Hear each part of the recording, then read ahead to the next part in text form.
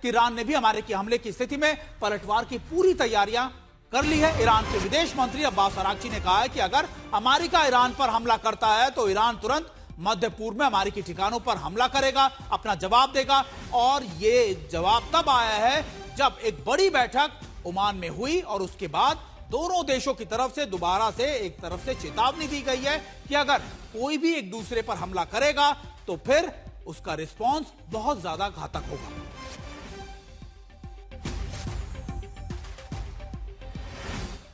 अभी हमने आपको एक बड़ी खबर बताई, अब आपको बड़ी स्क्रीन पर दिखाते हैं कि आखिर सुप्रीम लीडर के दिमाग में आखिरकार चल क्या रहा है। यानी अगर अमेरिका अटैक करता है तो फिर क्या बड़े ऑप्शंस इस समय ईरान के पास हो सकते हैं, जिनकी हरी झंडी या फिर जिनका सैंक्शन सुप्रीम लीडर से लगभग लिया जा चुका है। सबसे पहले मध्य पूर्व में अमेरिकी ठिकानों पर मिसाइल और ड्रोन से हमला करेगा ईरान। ये वो पॉसिबल आप कह सकते हैं कि ऑप्शंस हैं जो ईरान अडॉप्ट कर सकता है। पहला मैंने आपको बताया, मिडिल ईस्ट में अमेरिकी ठिकानों पर अटैक करेगा और यूएस के कई ठिकानों पर एक साथ साइबर वॉरफेयर या फिर आप कह सकते हैं साइबर अटैक भी किए जाएंगे। और देखिए, ये ईरान की क्षमता है, ये ईरान की ताकत है कि ईरान के पास ना सिर्फ बैलिस्टिक मिसाइलों का जखीरा बल्कि साइबर वॉरफेयर में भी ईरान बहुत आगे है। समंदर में अमेरिकी जहाजों पर छोटे नावों से हमला किया जाएगा। कल भी हमने आपको एक खबर दिखाई थी कि स्ट्रेट ऑफ हॉर्मुज में ईरान ने कई छोटी नाव, कॉम्बैट आप कह सकते हैं बोट्स तैनात कर दिए। वो इसलिए कि अगर अमेरिका कोई रिस्पॉन्ड करेगा तो फिर उनके शिप्स को टारगेट किया जाएगा। छोटी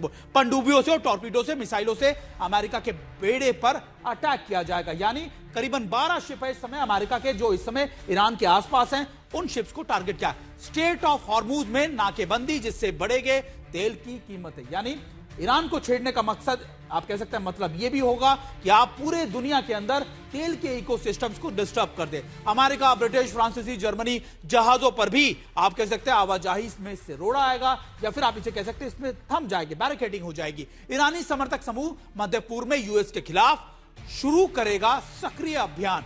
यानी फिर जो प्रॉक्सीज हैं जो लगातार ईरान को समर्थन करते हैं या ईरान के साथ हैं, वो भी कई जगहों पर ईरान के लिए मुश्किलें या माफ कीजिएगा यूएस के लिए, अमेरिका के लिए मुश्किलें पैदा करेंगे।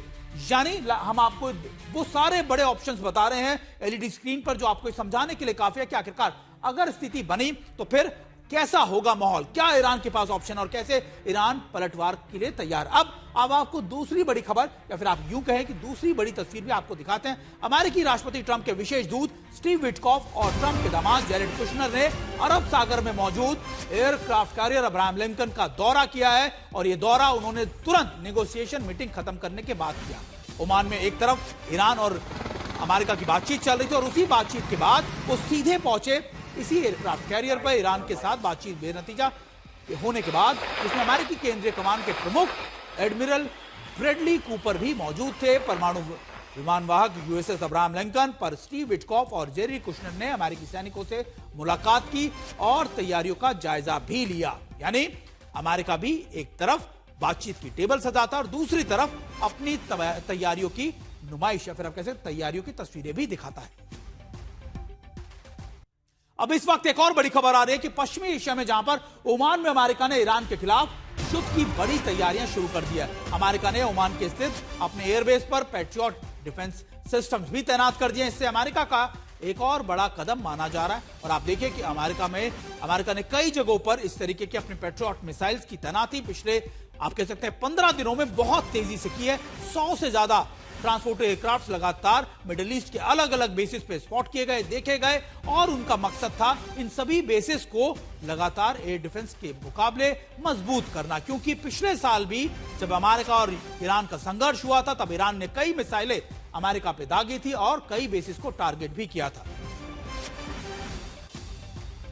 अब आपको बड़ी स्क्रीन पर लिए चलते हैं और एलईडी पर आपको दिखाने की कोशिश करते हैं कि आखिरकार जो सैटेलाइट तस्वीरें इस समय आई हैं या फिर आप कह सकते हैं कि कहां पर है ये ओमान का बेस, जहां पर ये पैट्रियट मिसाइल्स की तैनाती का एक नया आप कह सकते हैं कि तस्वीरें सामने है। पैट्रियट मिसाइल के डिफेंस सिस्टम की तैनाती की गई है। दरअसल इसकी जो रेंज है वो करीबन 70 से 100 किलोमीटर की है लगभग, आप मानिए। और ये इसलिए होता है कि अगर कोई बैलिस्टिक मिसाइल इस तरफ आ रही हो अमेरिकी बेसिस की तरफ तो ये रिस्पॉन्ड करते हैं। रेडार जो इसके अंदर होते हैं वो उनको ट्रैक करता है और उसके बाद मिसाइलें दागी जाती हैं और मिसाइलों से अटैक कर निष्क्रिय किया जाता है। और ये आपको याद होगा, ये कुछ ऐसी मिसाइलें यूक्रेन को भी दी गई थी और लगातार अमेरिका ने इन्हीं मिसाइलों की तैनाती खासतौर पर अब इन इलाकों में भी की है। और जब ईरान के साथ, माफ कीजिएगा, इजराइल के साथ संघर्ष चल रहा था, जब हूती लगातार अटैक कर रहे थे, तो कुछ ऐसी ही चीजें लगातार इजराइल को दिए जाने की भी बातें सामने आई थी। यानी अब अमेरिका जो है वो अपने बेसिस को सुरक्षित रख रहा है और शायद यही वजह है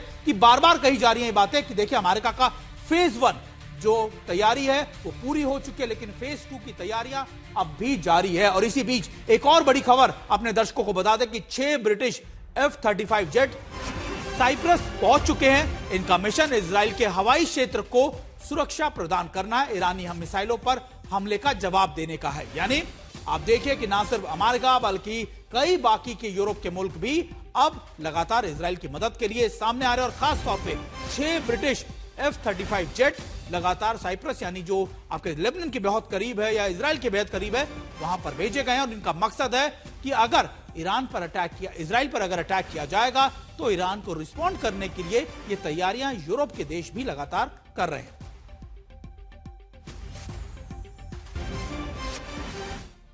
और हमारे साथ हमारे दोनों खास मेहमान जुड़े हुए हैं। हमारे सबसे पहले मैं जैदी साहब का रुख करता हूं। जैदी साहब, बातचीत तो देखिए अब तक क्या उसका कंक्लूजन निकला है, सफल हुई ना सफल हुई, अभी सेकंड फेज की बातचीत के बारे में कोई कंक्लूजन नहीं हुआ, लेकिन यह जरूर है कि दोनों ही मुल्क, चाहे वो अमेरिका की बात कर लीजिए, ईरान की बात कर लीजिए, तैयारियों में उसी तरीके से जुटे हुए हैं जो पिछले हम 2 हफ्ते से देखते आ रहे हैं। बिल्कुल, तैयारियां दोनों तरफ हैं और मैं समझता हूं सुमित भाई, ये जो टेबल टॉक हैं इनके जरिए बहुत ज्यादा मसले का सॉल्यूशन निकलते हुए नजर नहीं आ रहा है। और जो लड़ाई है वो और लड़ाई की जो तैयारियां हैं वो अपने चरम पर हैं।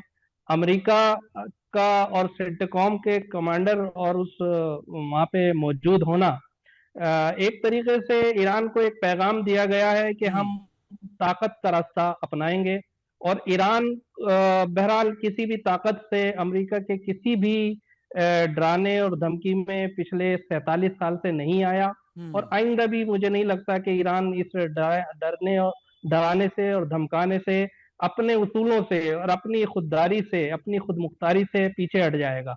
ये 47 साल में दुनिया को ईरान ने बता दिया है कि हम अपनी खुदमुख्तारी और सवर्निटी और जो हमारी रियासत को चलाने के उसूल हैं, हम उनसे पीछे नहीं हटेंगे। और इस क्षेत्र में उन्होंने बहुत सारी कुर्बानियां दी हैं, बहुत सारी उन्होंने कुर्बानियां पेश की हैं और इसका प्राइस उन्होंने दिया है।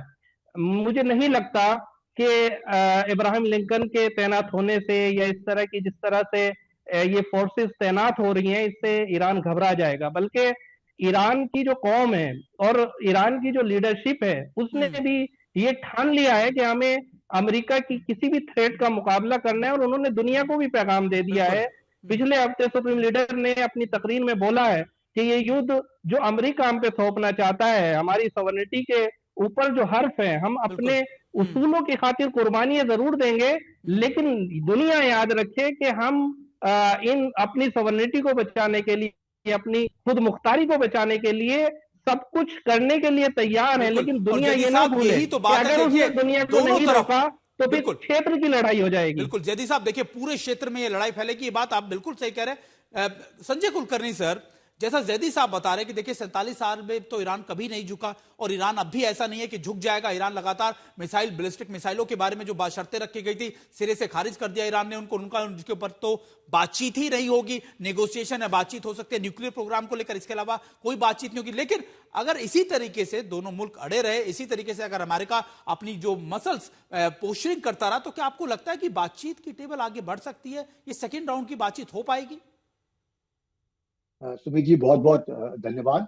मैं मानता हूं जैदी साहब जो कह रहे हैं कि ईरान एक पुरानी सभ्यता है और उस सभ्यता का अस्तित्व होता है और उस अस्तित्व को मिटाना बहुत बहुत कठिन है, नामुमकिन ही समझा जा सकता है। लेकिन अमेरिका प्रयास कर रहा है कि किस प्रकार से शक्ति के प्रदर्शन के द्वारा शांति लाई जाए। मकसद तो शांति का है, पर लेकिन इजराइल जो है उसको ये लगता है कि उसके अस्तित्व पे जरूर आज आएगी। और आज इसलिए आएगी क्योंकि जिस प्रकार से क्रमशः मिसाइल जो आज ईरान के पास हैं, जिनकी तकरीबन रेंज 2000 किलोमीटर उसका वॉरहेड तकरीबन 1500 hypersonic missile, north Korean missile के ऊपर उसका, मतलब उनके पास काफी कुछ आज के तारीख में है। और जो बातचीत जो हो रही है वो न्यूक्लियर को लेकर के हो रही है, और अमेरिका चाहता है कि मिसाइल्स को भी इस दायरे में लाया जाए। ईरान का मानना है कि ये बातचीत मिसाइल्स पे नहीं होगी, बातचीत होगी न्यूक्लियर इंस्टॉलेशन के ऊपर, बिल्कुल न्यूक्लियर के ऊपर हो सकता है कि ईरान, मुझे लगता है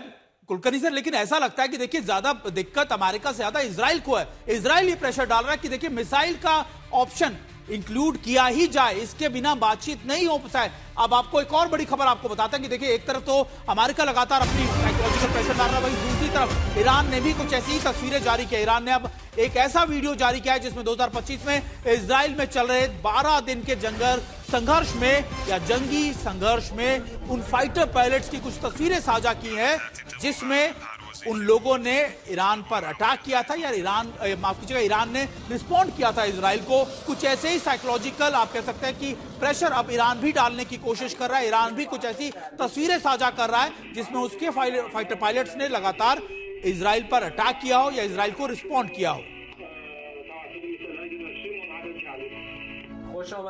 और इसी से जुड़ी एक और बड़ी खबर अपने दर्शकों को बता दें कि अमेरिका ईरान तनाव के बीच यह खबर आ रही है कि अमेरिका विमान महासचिव अब्राहम लिंकन और उसका स्ट्राइक ग्रुप ईरान से महज 700 किलोमीटर की दूरी पर ही है। ये पीछे नहीं हटा, यहां से जाने में कोई संकेत अब नहीं दिख रहे। माना जा रहा है कि अमेरिका ईरान पर हमला करता है तो अब्राहम लिंकन से ही उस युद्ध की, या फिर आप कह सकते हैं उस ऑपरेशन की शुरुआत की जाएगी। और ईरान पर दबाव डालने के लिए अब भी इसको ओमान के आसपास ही तैनात किया है, यानी अब भी ये उस ऑपरेशनल एरिया में है जहां पर लगातार ईरान पर प्रेशर डालने की अमेरिका पूरी कोशिश कर रहा है।